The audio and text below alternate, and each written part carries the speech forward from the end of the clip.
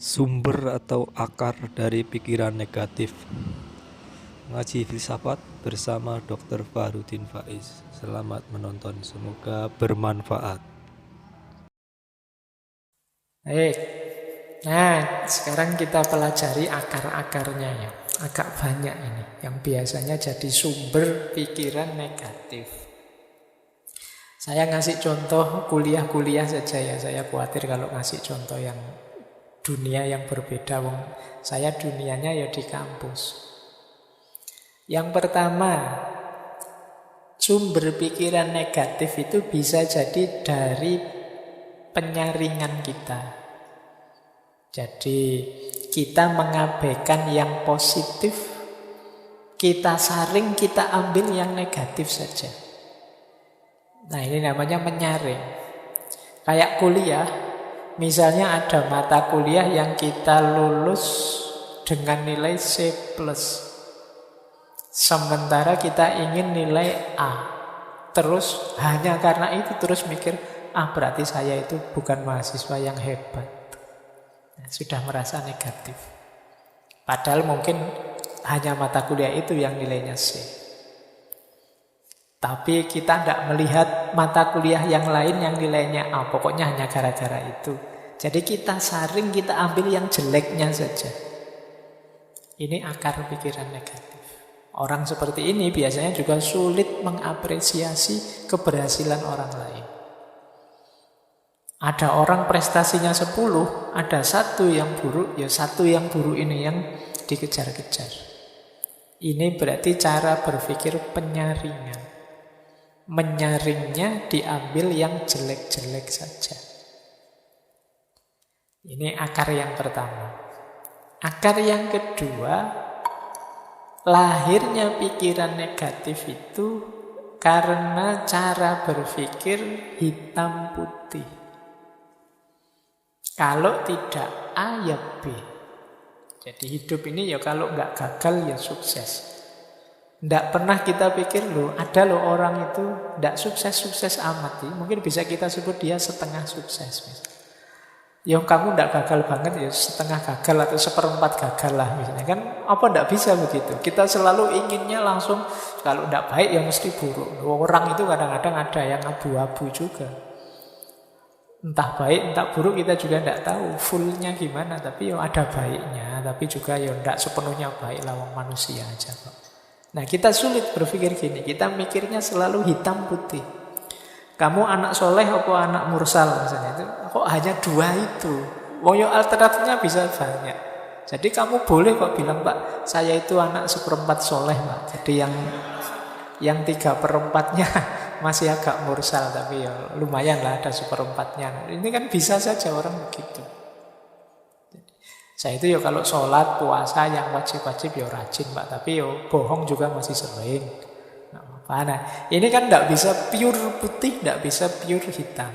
Tapi orang yang berpikirnya serba hitam putih itu sering terjebak ini. Karena dia tendensinya negatif ya terus. Kalau tidak putih pasti hitam. Nah, kalau tidak A pasti B. Ini membuat orang kemudian pikirannya jadi negatif. Baik. Yang ketiga, generalisasi berlebihan. Hanya karena melihat temannya yang satu ini datang kuliah telat, langsung dijudge, dasar kamu mahasiswa males.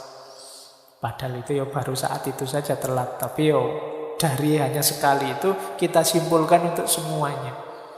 Ini namanya generalisasi berlebihan. Kadang juga untuk dirinya sendiri. Aku ini memang orang yang tidak jelas misalnya. Dia ngomong awake dhewe. Padahal mungkin hanya dari satu fakta.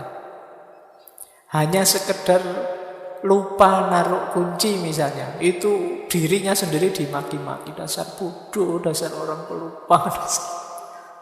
Ini namanya over generalisasi. Apa ya sih hanya karena itu saja kok. Besok lupa lagi kunci, tambah kamu marahi lagi. Sekarang sudah benar memang aku ini orangnya pelupa padahal belum tua. Masih muda kok sudah pikun. Aku ini kok dimarah-marahi sendiri dirinya. Ini jenis negative thinking. Jadi mikirmu serba negatif. Kalau yang positif kan tidak sedasar itu. Oh, kuncinya ketinggalan. Biasa manusia itu tempatnya salah dan lupa. Besok ketinggalan lagi. Biasa manusia itu salah dan lupa. Jadi argumennya sama, cuma intonasinya yang agak berbeda. Nanti hari ketiga ketinggalan lagi. Biasa masih. Atau abot bisa. Jadi biar positif, jadi tidak negatif thinking. Baik, jadi ini akar, 3 akar yang pertama ya. Menyaring yang negatif saja, berpikirnya hitam putih, atau mengeneralisasi berlebihan. Hati-hati, gaya berpikir ini sering menjebak kita pada cara berpikir negatif. Hanya dari satu fakta kita anggap keseluruhannya begitu. Hanya lihat satu fakta kita berpikirnya hitam putih. Kalau tidak A ya mesti B. Kalau anak ini nilainya tidak bagus ya pasti dia anak bodoh ini mesti. Padahal mungkin saja semester itu pas nilainya jelek ada peristiwa-peristiwa luar biasa yang dia tidak bisa nilainya bagus. Atau disaring, dipilih yang jeleknya saja. Terus akar pikiran negatif bisa juga karena terburu-buru menyimpulkan. Jadi biasanya ini berhubungan dengan kita menganggap kita tahu pikirannya orang lain seperti apa. Kesusu kita simpulkan. Misalnya kita dapat nilai jelek terus kita simpulkan mesti dosen itu tidak senang padaku, sentimen itu mesti. Nah ini terburu-buru menyimpulkan. Kita menebak pikirannya orang lain terus kita simpulkan hanya dari situ saja. Nah, jadi wah temanku ini mesti marah ini padaku. Padahal mungkin saja tidak. Benci dia sekarang mungkin. Pacarnya tak ambil loh misalnya. Padahal mungkin juga tidak. Tapi kan kamu kesusu menyimpulkan begitu. Siapa tahu dia malah terima kasih pada kita. Ya kan bisa saja begitu. Terima kasih ya kamu. Saya sejak lama ingin melepas kok tidak tega malah kamu ambil. Kan bisa saja begitu. Jangan kesusu disimpulkan. Sebelum kamu memang jelas faktanya. Biasanya kalau mengira-ira seperti ini memang cenderung negatif. Wah mesti dimarahi saya ini. Wah mesti kecewa dia padaku. Wah orang tuaku mesti tidak suka aku begini. Terus kita gelisah sendiri. Padahal pulang beneran ketemu orang tua ya tidak semarah itu. Tidak seperti bayangan kita. Nah akar pikiran negatif yang lain yaitu katastrofisme. Jadi katastrof itu bencana, bahaya. Nah ketika kita mikirnya selalu yang terburuk yang terjadi. Ujiannya belum, tapi kita sudah merasa mesti semester ini jatuh nilaiku, mesti jatuh nilaiku. Nah, ini katastrofisme. Yang dibayangkan alternatif paling jeleknya. Mau ngaji filsafat sudah mikir, mesti aku tidak paham, tidak ngerti, filsafat itu berat. Sejak awal sudah nganggap berat, ya mesti aja ya. Seperti tadi kita ditentukan oleh pikiran kita. Ya berat beneran akhirnya. Ini cara berpikir katastrofisme. Jadi mikirin negatif terus. Yang jelek-jelek, yang berat-berat. Yang terjadi akhirnya ya itu. Kok tidak mikir yang enak-enak saja. Alhamdulillah nilaiku jatuh, berarti ini alamat harus belajar lagi. Alhamdulillah masih diberi kesempatan untuk belajar lagi. Nah misalnya. Jadi ngambil sudut positifnya. Alhamdulillah uangku habis ini berarti tidak berani macam-macam ini, tidak bisa ngopi, tidak bisa nongkrong, ngaji ajalah gratis misalnya. Loh kan alhamdulillah kamu dapat yang bagus. Jadi mikir sudut positifnya. Coba uangku masih banyak, mikir kemana-mana, jalan-jalan di mall, jajan macam-macam. Karena uangnya habis, ngaji saja berdoa minta rezeki sama Allah. Loh, lumayan agak dekat sama Allah. Diberi sakit juga begitu. Tidak harus negatif thinking. Alhamdulillah ada sakitnya, ada remnya lumayan buat alasan tidak masuk kuliah. Nah, Jadi berpikir selalu ambil sudut positifnya. Ada juga akar pikiran negatif itu personalisasi. Personalisasi itu kita merasa bahwa kitalah yang mempengaruhi situasi. Seolah-olah kita yang bisa mempengaruhi apa yang terjadi di sekeliling kita. Ini salah saya, ini karena saya. Kadang-kadang nonton bulu tangkis saja mikirnya, kalau saya nonton mesti kalah itu. Ya, mungkin kalian nonton sepak bola juga begitu. Aku tidak nonton, kalau saya nonton kalah mesti loh. Padahal itu ya apa faktornya karena dirimu yang nonton, ya memang kenyataannya begitu. Ini namanya personalisasi. Kamu terlalu nganggap dirimu berpengaruh, tapi secara negatif. Jadi akhirnya kamu tidak nonton. Mau ya kamu tidak nonton ya tetap kalah. Tapi kamu merasa kalau kamu nonton, kamulah penyebab kekalahan itu. Sudahlah, tidak usah ngajak saya. Kalau saya ikut itu biasanya gagal. Itu namanya personalisasi. Pikiranmu negatif saja. Baik, ada lagi pikiran negatif itu karena itu tadi salah memahami. Harusnya ini di luar kontrol, kita anggap dalam kontrol kita. Jadi ada kan banyak hal, sering saya bilang, belajar itu usaha kita, pinter atau tidak pinter itu anugerahnya Allah. Kalau ini anugerahnya Allah berarti di luar kuasa kita. Bukan salahmu kalau kamu tidak pinter. Tapi kalau kamu malas belajar itu salahmu. Awas keliru identifikasinya. Jadi ada hal-hal yang bisa kita kontrol, ada hal-hal yang tidak bisa kita kontrol.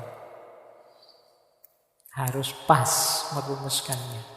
Jadi kamu naksir seseorang, kamu nembak, itu dalam kuasamu. Karena kamu nembak atau tidak nembak kan kekuasaanmu. Tapi kamu diterima atau ditolak, itu di luar kuasamu. Itu urusan yang ditembak. Nah, kalau kamu tidak bisa menerima yang seperti ini, ya nanti lahirnya bisa negative thinking. Seolah-olah kamulah yang menyebabkan kamu ditolak. Mungkin kamulah yang menyebabkan kamu tidak pinter. Kamulah yang menyebabkan. Tidak. Asal kamu tidak males, ikhtiar sudah maksimal secukupnya, ya hasilnya apapun terimalah. Karena ada hal-hal yang di luar kontrol kita. Sudah nawa itu niat mau berangkat ikut ngaji. Sudah mengeluarkan motor. Kok yang dilalah bensinnya habis. Uang tidak ada untuk beli bensin malam hari ini. Terus balik lagi. Nah ini kan berarti ada hal-hal yang di luar kuasamu sudah. Jadi tidak terbayangkan tadi bensinnya kok pas habis. Nah ini. Jadi niat ngaji masih dalam kuasamu, tapi ada terjadi peristiwa-peristiwa di luar kuasamu, ya sudah. Biasanya orang yang berpikir negatif kalau terjadi peristiwa seperti ini, waduh, salah apa aku, dosa apa aku. Jangan-jangan kemarin menyakiti hati temanku sampai aku diazab seperti ini ya. Kenapa mikirnya ngono? Biasa saja, memang ada hal-hal yang di luar kontrol kita. Yang penting yang dalam kontrol kita sudah kita jalankan maksimal. Di luar itu ya sudah. Baik, terus ada juga akarnya pikiran negatif itu kita keliru memahami sunnatullah. Jadi misalnya kamu mendapat nilai jelek, terus saya kok dapat nilai jelek ya, tidak apa-apa lah, emang hidup itu memang tidak adil loh Pak. Seolah-olah nilai jelek itu karena hidup yang tidak adil, padahal ya karena kamu malas saja. Tapi kamu alasanmu hidup memang tidak adil kok. Kamu nipu orang terus dipukuli orang terus alasanmu ya seperti ini hidup Pak, penuh penderitaan. Ya. Kamu mengkhianati pacarmu terus diputus alasanmu wah ya memang begitulah cinta, penderitaannya tiada akhir. Oh itu ya polahmu dewe sekarang sampai putus, sekarang kamu nangis-nangis. Jadi salah memahami sunatullah tadi. Ini mirip dengan sebelumnya. Ada yang dalam kuasa kita, ada yang di luar kuasa kita. Jadi kita itu sering menjustifikasi kekeliruan kita, kesalahan kita sebagai bagian dari pola hidup atau sunatullah. Saya itu sebenarnya ingin jadi orang baik loh Pak. Tidak tahu kok takdir membawa saya ke sini. Ayo kamu salahkan takdir membawamu ke situ. Ya kamunya saja memang tidak serius mengarahkan hidupmu ke arah yang baik. Akhirnya kamu terseret ke situ. Itu kayak ceritanya Umar itu kan. Satu ketika Umar bin Khattab ini menangkap pencuri. Pencurinya waktu ditangkap alasan takdir. Loh, saya maling ini kan, dan berhasil maling itu kan berarti memang takdirnya Allah. Kalau Allah tidak mengizinkan saya maling, apa bisa saya maling? Wah, alasannya mantap itu. Jadi akhirnya sama Umar malah dipukuli. Lah kok saya malah dipukuli? Loh kamu dipukuli itu juga bagian dari takdirnya Allah. Jadi kamu pakai alasan takdir untuk menjustifikasi kesalahanmu. Baik. Terus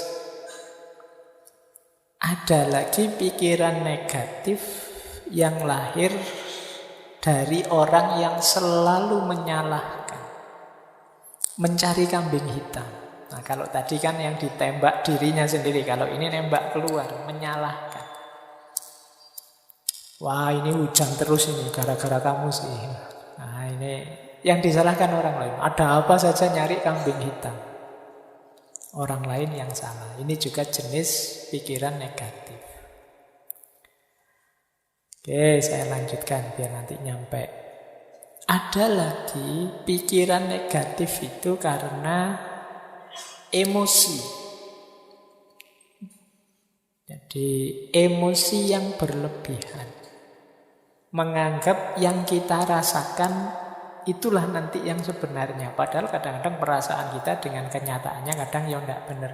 Kadang-kadang kita itu agak sentimental, agak dramatis, agak apalah. Kita sering agak-agak begitu. Tapi ini kita anggap yang sebenarnya. Jadi, wah, saya ini orangnya mudah kalah Pak. Saya itu sejak dulu saya membaca hidup saya itu selalu gagal. Nah ini emosional. Nah, padahal itu cuma perasaanmu, tapi akhirnya kamu bawa dalam hidupmu yang sebenarnya bahwa kamu itu orang yang gagal. Ini namanya emosi yang tidak terkendali. Jadi sering membawa pikiran-pikiran negatif. Jadi ini seperti orang minder itu kan sering emosinya tidak terkendali. Siapalah saya? Ya bukan berarti terus jadi orang sombong, tapi biasa saja lah. Tidak usah terlalu didramatisir, tidak usah terlalu emosional. Jadi, nanti digoda temennya terus tersinggungnya banget. Temennya guyon sini baper misalnya. Karena emosinya tidak terkendali. Ini juga sering jadi pikiran negatif.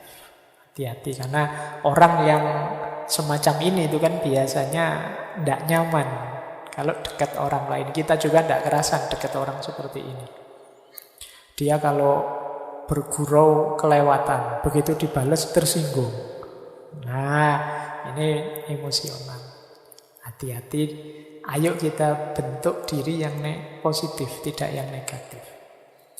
Terus ada lagi salah paham tentang perubahan. Tapi ini digantungkan pada orang lain. Ini mirip seperti kambing hitam tadi. Kalau kamu jujur sejak awal, aku tidak akan begini. Nah, ini salah paham tentang perubahan. Padahal mungkin yang harus dirubah dirimu, bukan dirinya. Tapi kamu merasa harus orang lain yang berubah. Biar aku jadi lebih baik, biar aku hidupku nyaman, enak. Ini juga akar pikiran negatif.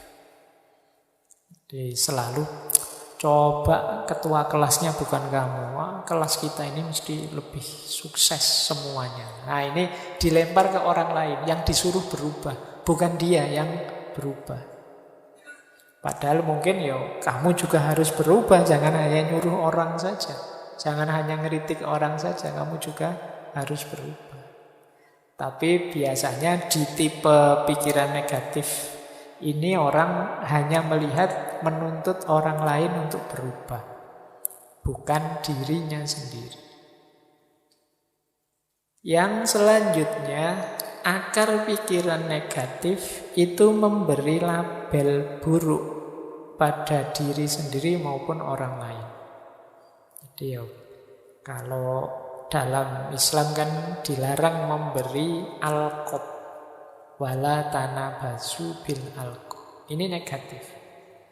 Jadi memberi label-label, kalau kayak di medsos itu kan sampai hari ini kan masih ramai itu. Oh, dasar apa gitu kan, itu kan memberi label buruk. Ini negatif secara psikologi, juga negatif menurut agama. Ayolah ngasih label yang baik-baik saja, jangan ngasih label yang buruk-buruk. Kalau di kita kan sering namanya bagus tapi panggilannya, ganti. Kalau ada yang punya panggilan jelek ya diganti panggilan yang baik saja. Kalau sulit manggil baik-baik ya panggil sayang aja semuanya, biar enggak pakai nama-nama yang jelek. Jadi yuk ngasih label yang enak, biar tidak terjebak pikiran negatif. Jadi kita bersihkan yang buruk-buruk malam hari ini, biar nanti masuk ke bulan Ramadan kita jernih kembali.